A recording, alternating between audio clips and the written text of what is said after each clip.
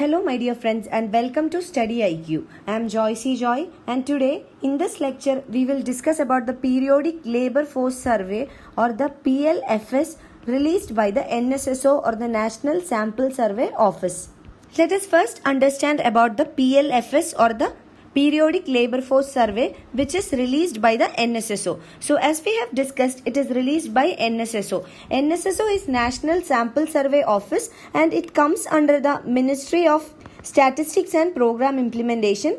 And under the Ministry of Statistics and Program Implementation, there are two wings. One is the Statistical Wing and the second one is the Implementation Wing. So under the Statistical Wing is the NSO, that is National Statistical Office.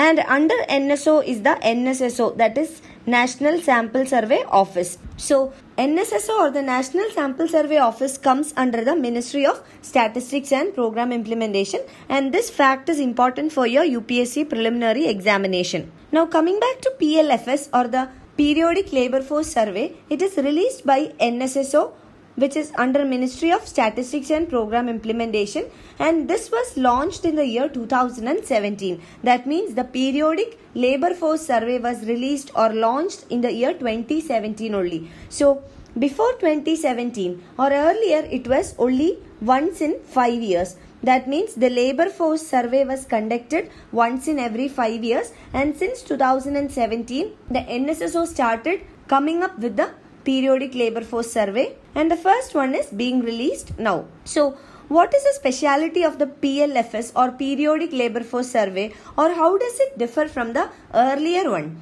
So basically the Periodic Labour Force Survey is done on a continuous or regular basis. That means it is a continuous or a regular survey, and the purpose is to generate estimates of various labour force indicators. So this is a major difference. Earlier it was conducted only once in 5 years, but now it is on a regular basis. And when we say it is continuous or regular basis, for the urban areas it is done on a quarterly basis, and in the rural areas it is done on annual basis. So in case of urban areas it is done both on quarterly as well as on an annual basis, but in case of rural areas on an annual basis.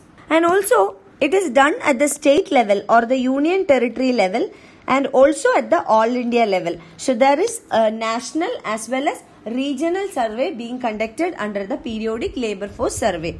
And the Periodic Labour Force Survey will supply the data for both formal and informal sector. That means the data would be collected from both small and large entrepreneurs or enterprises in order to measure the informal activity and the formal activity taking place in the economy. So data would be provided for both the formal and the informal sector. We can say that it is a holistic approach or a more comprehensive approach. So from this we understand that this annual survey, which is being conducted by the NSSO for the first time now, the data has been released for the first time.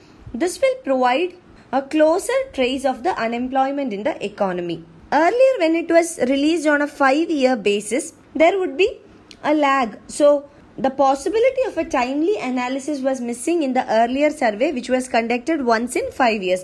But now it is possible to conduct a timely analysis of the employment and unemployment rate in the economy. So this is the brief introduction about the Periodic Labour Force Survey, which is conducted by the NSSO.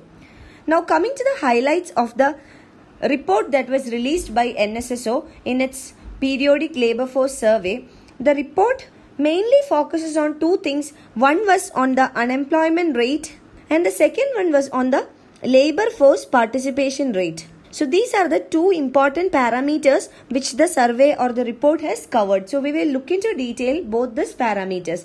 Firstly, coming to the unemployment rate, the report found that the unemployment rate was 6.1% in India in 2017-18. We have seen that the survey is conducted for a period of 1 year. It's an annual survey. So for the year 2017-18, the unemployment rate was 6.1%.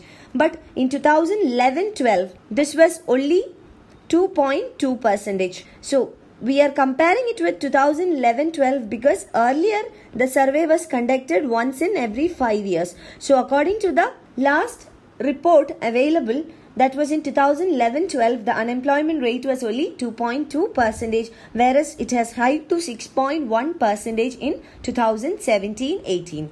And now if we compare the 6.1% of unemployment rate in India with that of previous years, this was in the period 1972 to 73. That means during the 5-year surveys conducted by NSSO during the period 1972 to 73, the unemployment rate was almost close to the 6.1%. So this rate of unemployment is alarming. Now talking about the joblessness rate. The joblessness rate among the youth, that is between the age of 15 to 29 years, was at a very significantly high rate compared to the previous years. Now if we take the joblessness rate in urban India as well as in rural India, in case of the urban areas it is high or higher than the rural India. In urban India it recorded a 7.8% of joblessness, whereas in rural India it is 5.3%. So compared to rural India, urban India has recorded a higher percentage of joblessness.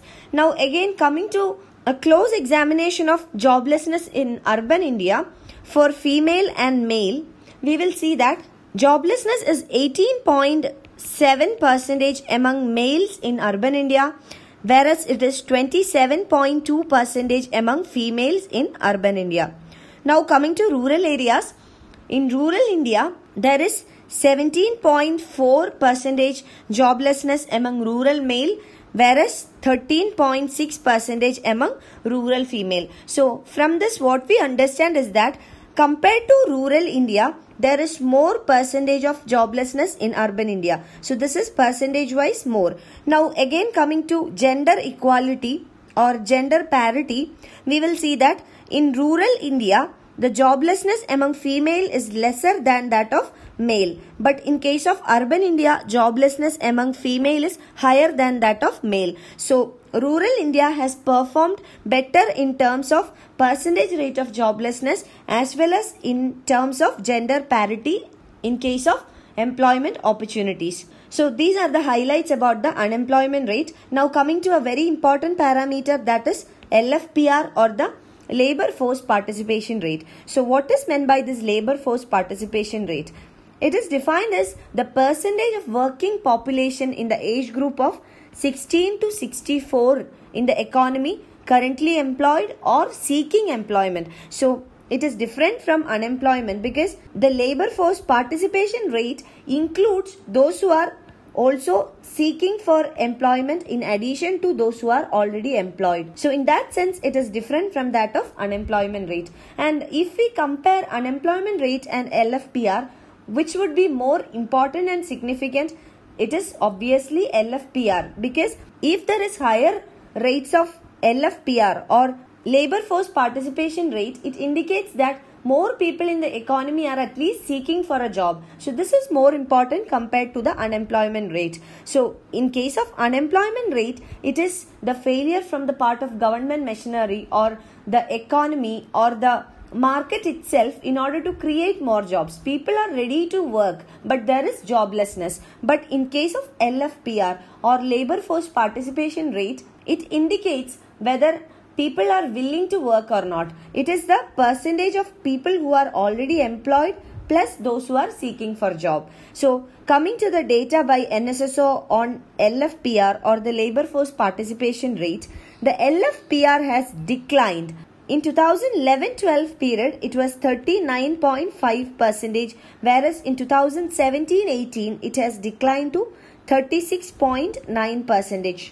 So there is a clear indication of a decline in the labor force participation rate. So what does it indicate? It means that people are simply giving up on finding jobs, or they have stopped seeking for work. So as a conclusion, we can say that on one hand is the rising unemployment rate in the economy, and on the other hand the LFPR or the labor force participation rate is coming down. So this situation is alarming for Indian economy. So this fact is actually negating India's demographic dividend. Now let us understand what is government's view on this NSSO report. So on one hand is the rising unemployment rate and on the other hand is the LFPR dipping. Now the government argues that it is only a draft report and further work has to be done before the release of this data. So the full report is not available.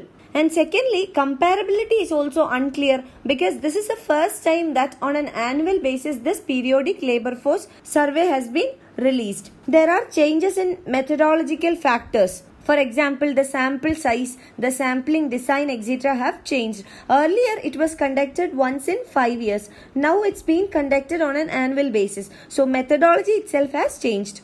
But even though there is a change in the methodology, the concepts of unemployment used in the PLFS is same that of the concepts which were used in the 5-year surveys as well. Now, the government will have to release the official publication of the NSSO survey, which will give a clear picture or a right picture about the situation of joblessness in India. You can find the PDF of this lecture on my Facebook page, and for any queries regarding your UPSC preparations, you can get in touch with me on my Facebook page or you can email me at joyce.studyiq@gmail.com. Thank you.